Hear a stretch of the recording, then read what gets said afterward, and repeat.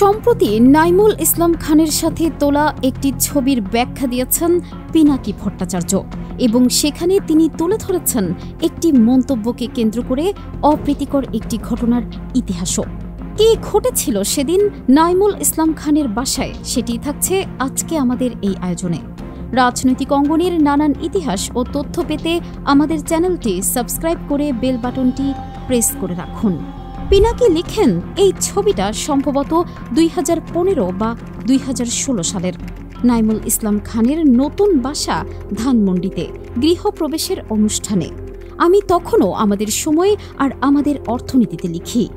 আপনাদের মনে আছে আমি আমার ভিডিওতে বলেছি যে নাইমুল ইসলাম খান আমাকে লিখতে উৎসাহিত করেছে। সেই একমাত্র মানুষ যে আমাকে লেখক হয়ে ওঠার ক্ষেত্রে লেখার স্পেস দিয়েছে তার পত্রিকায় এবং ক্রমাগত উৎসাহ দিয়ে গেছে। এটা আমি আমার ভিডিওতে বলেছি। আমাদের সময় আর আমাদের অর্থনীতিতে লেখায় আমার পরিচয় দেয়া হতো কন্ট্রিবিউটিং এডিটর হিসেবে। আমার সাথে তার শত রাজনৈতিক বিরোধ থাকলেও এই কৃতজ্ঞতা আমার তার প্রতি আছে এবং থাকবে। আবার এই কৃতজ্ঞতা থাকার জন্য আমি তার নির্মম সমালোচনা থেকে কখনো বিরত হইনি। এমনকি নাইমুল ইসলাম খান নিজেও প্রকাশ্যে বলেছে সে আমাকে অসম্ভব পছন্দ করে। যারা আমাকে চিনেন তারা জানেন আমি কখনোই রাজনৈতিক বিরোধকে ব্যক্তিগত শত্রুতায় পর্যবসিত করি না। আপনার আমার প্রত্যেকেরই স্কুল কলেজের বন্ধু আছে যারা আওয়ামী লীগের লোক। আমার স্কুলের 2 বন্ধু বগুড়ার আরও লীগের গুরুত্বপূর্ণ লোক ছিল। যারা বগুড়ার লোক তারা জানেন এটাই স্বাভাবিক। 5ই আগস্টে আমি আমার অন্যান্য স্কুলের বন্ধুদেরকে বলেছি ওদের 2 জনের নিরাপত্তার বিষয়টা দেখিস, আমার কিছু করণীয় থাকলে জানাস। আমার তাদের রাজনীতির সাথে তীব্র বিরোধ থাকলেও তাদের ব্যক্তিগত বিপদে আমি সর্বশক্তি নিয়ে পাশে দাঁড়াবো বন্ধুত্বের দায় থেকে। নাইমুল ইসলাম আমাকে তার গৃহ প্রবেশে দাওয়াত করেছিল। তখন আমি রীতিমতো ফুল স্কেলে এন্টি আওয়ামী অ্যাক্টিভিজম করছি ফেসবুকে।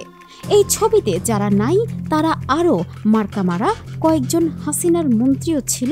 সেই দিন মোজা বাবু ছিল, সব আওয়ামী সাংবাদিক ছিল। আমি একটু অস্বস্তিতেই এই ঘরের কোণে বসেছিলাম। আমার অস্বস্তি দেখে মাসুদা ভাট্টি পাশে এসে বসে কথা বলতে শুরু করে। এই সময়ে সকৃত নোমান এসে সামনে বসে। আলাপ হচ্ছিল কাশেম বিন আবু বকরের উপন্যাস নিয়ে। এক পর্যায়ে সকৃত নোমান আমাকে মৌলবাদী বলে গালি দেয়। আমি এতে মাথা গরম করে সকৃত নোমানের দিকে আগায়ে যাই, হয়তো থাপড়াইতাম। সামনে 2 হাত তুলে মাসুদা ভাট্টি এসে বাধা দেয়। এই হচ্ছে এই ছবি তোলার ঠিক আগের ঘটনা। নাইমুল ইসলাম খান অবস্থা ঠান্ডা করার জন্য ওনার ওয়াইফকে নিয়ে কথা বলে আমার সাথে। সকৃত নোমানকে অন্য ঘরে নিয়ে যায় আর তখন এই ছবিটা তোলা হয়। প্রায় 10 বছর আগের ছবি হলেও মাসুদা ভাট্টিকে জিজ্ঞাসা করলে একইভাবে ঘটনা বর্ণনা করবে।